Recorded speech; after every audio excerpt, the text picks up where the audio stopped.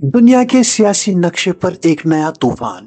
फलस्तीनी रियासत को तस्लीम करने के ऐलानात की गूंज तेज हो गई है। बरतानिया, कनाडा, ऑस्ट्रेलिया, बेल्जियम और फ्रांस समेत कई बड़े मुल्क अब फलस्तीन को रियासत मानने जा रहे हैं। ये कदम इसराइल और अमेरिका के लिए एक चैलेंज और फलस्तीनी अवाम के लिए एक उम्मीद बन सकता है। लेकिन सवाल ये है, इस फैसले का हकीकी मतलब क्या होगा? 1988 में फलस्तीन लिबरेशन ऑर्गेनाइजेशन ने एक आजाद रियासत का ऐलान किया था।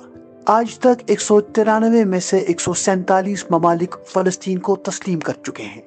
मगर हकीकत यह है कि फलस्तीनी रियासत अभी भी अक़वाम मुत्तहिदा में सिर्फ मुबस्सिर है, मुकम्मल रुकन नहीं। और अमेरिका के वीटो पावर के बाइस सलामती कौंसिल में इसकी राह बंद है।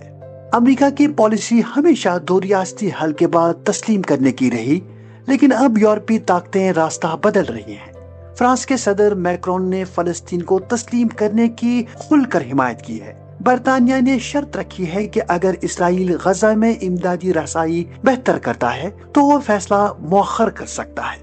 लेकिन मजमूई तौर पर यूरोप का ये दबाव साफ है।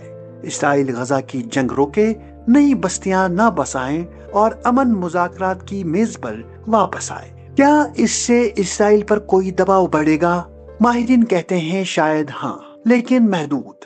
ज्यादा से ज्यादा ये हो सकता है कि मगरबी किनारे में बनी इसराइली मसनूआत पर कुछ ममालिक पाबंदी लगाएं, मगर इसराइली मईशत पर इसका बड़ा असर नहीं पड़ेगा। लेकिन सियासी सतह पर इसराइल को ये एक तनहा करने वाली लहर लग सकती है।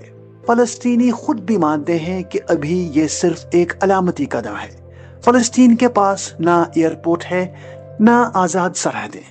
गजा जाने के रास्ते, मगरबी किनारे की सरहदें, सब कुछ इसराइली कंट्रोल में है। यानी रियासत की तस्लीम शुदगी कागज पर है, अमली मैदान में नहीं। और सबसे बड़ा सवाल, इसराइल और अमेरिका कैसे जवाब देंगे? इसराइली हुकूमत कहती है ये सब हमास को इनाम देने के मुतरादिफ है। नेतन्याहू खुलकर ऐलान कर चुके हैं कि फलस्तीनी रियासत कभी नहीं बनेगी। और अमेरिका ने तो फलस्तीनी क़यादत पर वीजा पाबंदियां लगा दी हैं। सदर महमूद अब्बास तक जनरल असेंबली के इजलास में शरीक नहीं हो सकेंगे। तो क्या फलस्तीनी रियासत का ये तस्लीम होना एक नए अमन की उम्मीद है, या फिर ये महज एक अलामत जो कागज पर तो बड़ी है लेकिन जमीनी हकीकत में बेमानी? दुनिया के दारुल हुकूमतों में फैसले हो रहे हैं, लेकिन सवाल वही बाकी है कि फलस्तीन कब हकीकत में आजाद रियासत बन पाएगा। ये फैसला तारीख का रुख मोड़ सकता है या फिर एक और खोखला वादा साबित हो सकता है। दुनिया देख रही है और मशरिकी वुस्ता की सरजमीन अब भी लहूलुहान है।